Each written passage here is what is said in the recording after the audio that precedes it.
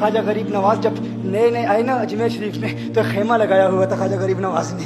خیمے میں خواجہ غریب نواز عصر سے لے کر مغرب کے وقت تک روتے رہتے تھے. ایک نوجوان اجمیر سے باہر گیا ہوا تھا پڑھنے کے لیے, کچھ عرصے کے بعد واپس آیا اور اس خیمے کے قریب سے گزر ہوا اور گزرا تو رونے کی آواز آئی. فوراً دیکھتا ہے کہ خواجہ غریب نواز رو رہے ہیں, ابھی غیر مسلم ہے, اسلام قبول نہیں کیا. فوراً گھر جاتا ہے, ماں سے پوچھتا ہے, ماں یہ مسلمانوں کا گرو کیوں روتا ہے, مسلمانوں کا بابا کیوں روتا ہے؟ میں ہر روز گزرتا ہوں, عصر سے مغرب کے مابین جو وقت ہے یہ روتا ہے. ماں نے کہا جاؤ اس سے پوچھ لو کیوں روتا ہے. وہ نوجوان خواجہ غریب نواز کے خیمے کے اندر آیا, کہا بابا میں ہر روز یہاں سے گزرتا ہوں, آپ کے رونے کی آواز آتی ہے, بتائیے آپ کیوں روتے ہیں؟ کہا جاننا چاہتے ہو میں کیوں روتا ہوں؟ میں نے ایک مدت اپنے مرشد کے ساتھ گزاری ہے, مرشد کی خدمت میں گزاری ہے, مجھے اپنے پیر کی یاد رلاتی ہے, پیر کی یاد رلاتی ہے. میں عصر سے مغرب کے وقت تک اپنے مرشد کی یاد میں روتا رہتا ہوں. اس نوجوان نے کہا اچھا میں نے تو سنا تھا کہ انسان کو جب درد ہوتا ہے, تکلیف ہوتی ہے تو تکلیف انسان کو رلاتی ہے, آپ کو تو محبت ہے,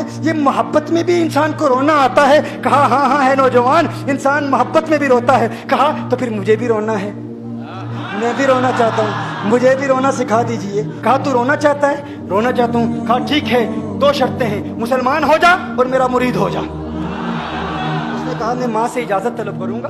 ماں کے پاس گیا اجازت لینے کے لیے. ماں نے کہا تو ضدی ہے, جب تو ارادہ کر لیتا ہے, جو ارادہ کرتا ہے تو پورا کرتا ہے, جا جو کرنا چاہتا ہے کر لے. خواجہ غریب نواز کے بارگاہ میں حاضر ہوا, عرض کرتا ہے بابا میں پھر مسلمان ہونا چاہتا ہوں, مجھے مرید کر لیجئے. خواجہ غریب نواز نے مرید کر لیا, خواجہ غریب نواز کا مرید ہو گیا. اب خواجہ غریب نواز نے کہا اب وقت سارا میرے ساتھ گزرے گا, ناشتے کے وقت خواجہ غریب نواز کے ساتھ, سحری کے وقت خواجہ غریب نواز کے ساتھ, سحر کے وقت خواجہ غریب نواز کے ساتھ, پورا دن اسے خواجہ غریب نواز کے قرب کی کچھ ایسی عادت ہو گئی, خواجہ غریب نواز کا دیوانہ ہو گیا, ان کا عاشق ہو گیا. کچھ عرصہ گزرا, خواجہ غریب نواز نے فرمایا اب تیرے لیے 3 دن کی چھٹیاں ہیں, 3 دن کے لیے چھٹیاں ہیں, 3 دن کے لیے چلا جا.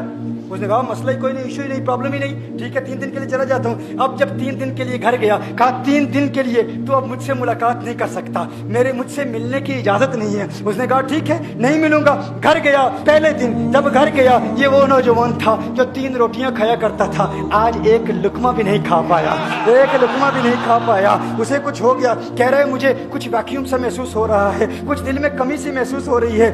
یوں وقت گزرتا گیا, رات کا وقت آیا, آنکھ نہ لگی, سو نہ پایا, مکان کی چھت پر چلا گیا. ماں نے دیکھا بیٹا چھت پر کیوں چلا گیا؟ ماں چھت پر جاتی ہے, بیٹے کیا ہوا؟ کہا پتہ نہیں ماں میں تو فوراً سو جاتا تھا, آج نیند بھی نہیں آ رہی, آج کھانا بھی نہیں کھا پاتا. ماں تو چلی جا. ماں چلی جاتی ہے. یوں جب سحری کا وقت ہوتا ہے اس کی آنکھوں سے اشکوں کی برسات جاری ہوتی ہے, اس کی آنکھوں سے اشکوں کی برسات جاری ہوتی ہے. وہ رو رہا ہے, اس پر رکت تاری ہے. ماں آتی ہے, بیٹے کیا ہوا؟ کہا ماں مجھے پیار ہو گیا ہے, ماں مجھے محبت ہو گئی ہے, ماں مجھے عشق ہو گیا ہے. جا غریب نواز کے پاس, کہا مجھے بلا لو. اب یہ جدائی برداشت نہیں ہوتی, اب مرشد کی جدائی برداشت نہیں ہوتی. ماں فوراً خواجہ غریب نواز کی بارگاہ میں حاضر ہوتی ہے. کہا میں نہیں جانتی ہے مسلمانوں کے بابا, تو نے میرے بیٹے کو کیا دے دیا, تمہارا تعلق نہیں سمجھ پاتی, تمہارا رشتہ نہیں سمجھ پاتی, لیکن وہ تو رو رہا ہے, کہتا ہے واپس بلا لو. خواجہ غریب نواز نے کہا نہیں ابھی وقت نہیں ہے, میں اپنی زبان میں کہتا ہوں. گویا کہ خواجہ غریب نواز نے کہا ہوگا ابھی تو ابتدائی عشق ہے, روتا ہے کیا, آگے دیکھ ہوتا ہے کیا. تیری تمنا تھی, تیری خواہش تھی کہ محبت میں رونے کی عادت ہو جائے, ابھی تو ابتدا ہے. ماں کو واپس بھیج دیا, کہا واپس چلی جا. اسے کہا ابھی اجازت نہیں ہے, وہ واپس چلی جاتی ہے. بیٹے کو بتاتی ہے کہ ہے میرے بیٹے, وہ تو اجازت نہیں دے رہا. کہا ماں سن لے, اب اگر نہ بلایا تو میں مر جاؤں گا, یہ محبت مجھے مار ڈالے گی. ماں اگر مجھے زندہ دیکھنا چاہتی ہے تو میرے مرشد کو راضی کر لے, میرے مرشد کو بتا دے اب یہ جدائی برداشت نہیں کر سکتا. ماں فوراً غریب نواز کی بارگاہ میں حاضر ہوتی ہے. کہا ہے غریب نواز کرم فرمائیے, مجھ ماں کی تمنا ہے, مجھ ماں کی آرزو ہے, وہ مر جائے گا. کہا ماں کی تمنا ہے, تیری بات مانتا ہوں, جا اسے واپس بھیج دے. وہ فوراً بھاگتا ہوا خواجہ غریب نواز کی بارگاہ میں حاضر ہوتا ہے. اس وقت خواجہ غریب نواز اپنے مریدوں کو درس دے رہے ہیں, ایک مجمع لگا ہوا ہے. وہ فوراً خواجہ غریب نواز کے دروازے پر کھڑا ہوتا ہے اور پھر مرید یہ منظر دیکھ رہے ہیں. خواجہ غریب نواز کو دیکھتا ہے, خواجہ غریب نواز اسے دیکھتے ہیں. اور میں نے کہا تھا نا نگاہ مست ملائی تو میں پلا کے اٹھے, جہاں وہ بیٹھ گئے میں قدا بنا کے اٹھے. خواجہ غریب نواز نے اس کی آنکھوں سے آنکھیں ملائی اور پوچھا اب پتا چلا محبت میں رونا کیسے آتا ہے, اب پتا چلا. اس نے کہا ہے غریب نواز کرم فرمائیے. فوراً غریب نواز नवाज को पुकारता हुआ गरीब नवाज के कदमों में आ गिरा, गरीब नवाज के कदमों से लिपट गया। अब मुरीदीन इस मंजर को देख रहे हैं और हैरान हो रहे हैं कि सिर्फ वो मुरीद ही नहीं रो रहा, सारे मुरीद रो रहे हैं, इस प्यार के रिश्ते को देख रहे हैं। और फिर एक अजीब और गरीब मंजर, ख्वाजा गरीब नवाज ने कहा, आज रात तूने खाना खाया था? कहा नहीं खाया था, नहीं खाया था। ख्वाजा गरीब नवाज ने फरमाया मैंने भी नहीं खाया था, मैंने भी नहीं खाया था, मैंने भी नहीं खाया था। फिर ख्वाजा गरीब नवाज ने फरमाया आज रात सोया था? कहा नहीं सोया था। कहा आंख मुझे भी नहीं लगी, नींद मुझे भी नहीं आई। ये मंजर सब मुरीद देख रहे हैं, वो मुरीद भी रो रहा है और ख्वाजा गरीब नवाज की आंखों में अश्कों की बरसात जारी है।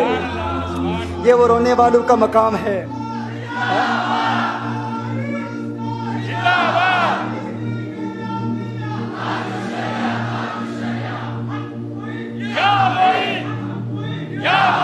ये डिस्कशन हो रही है पीर और मुरीद की, और फिर ये आंसू बातें कर रहे हैं। मेरी दास्तान हसरत वो सुना सुना के रोए, मेरी दास्तान हसरत वो सुना सुना के रोए, मेरे आजमाने वाले मुझे आजमा के रोए। कोई ऐसा अहले दिल हो कि फसाना है मोहब्बत, मैं उसे सुना के रोऊं, वो मुझे सुना के रोए। मैं उसे ये रोने और हम रोने पे आ जाएं तो दरिया ही बहा दें। ये चिश्तियों का रोना है, हम रोने पे आ जाएं तो दरिया ही बहा दें। शबनम की तरह हमें रोना नहीं आता।